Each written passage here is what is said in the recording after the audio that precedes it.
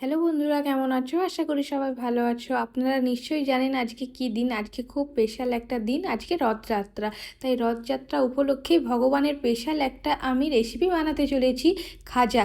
আর এই খাজাটা ভগবানের খুব পছন্দের। একটা পাত্রের মধ্যে কিছুটা ময়দা নিয়ে ওপর থেকে নুন, ঘি, জল দিয়ে মেখে নিয়েছিলাম। মেখে নেওয়ার পর ভিজে কাপড় দিয়ে 5 মিনিট ঢাকা দিয়ে রেখেছিলাম।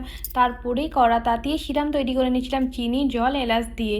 সিরামটা তৈরি হয়ে যাওয়ার পর যে ময়দাটা আমি কাপড় দিয়ে ঢেকে রেখেছিলাম সেটাকে তুলে একটু ময়দা ছড়িয়ে লেচিগুলোকে সুন্দরভাবে বেলে নিচ্ছিলাম।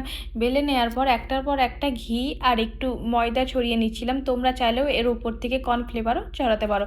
তারপরে রোল করে নিয়েছিলাম। করার পর একটা চাকুর সাহায্যে সুন্দরভাবে খাজার সাইজে কেটে নিচ্ছিলাম আর হালকা করে বেলে নিচ্ছিলাম। বেলে নেওয়ার পরেই কড়া তাতিয়ে তার মধ্যে তেল দিয়ে খাজাগুলোকে একটা একটা করে ছেড়ে দিয়েছিলাম।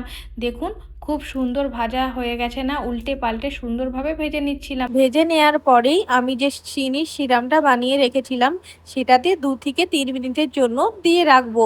তারপরেই দেখুন 3 মিনিটের ওপরে রাখা চলবে না বেশিক্ষণ। আমি একটা ছান্তায় করে ছেঁকে ছেঁকে তুলে নিয়েছিলাম 3 মিনিট রেখেই। তারপরেই দেখুন আমাদের খাজা রেডি। আর আমাদের বাড়িতে তো সবারই খুব পছন্দ হয়েছে। কার কার ভালো লেগেছে কমেন্টে অবশ্যই জানিয়ে যাবেন।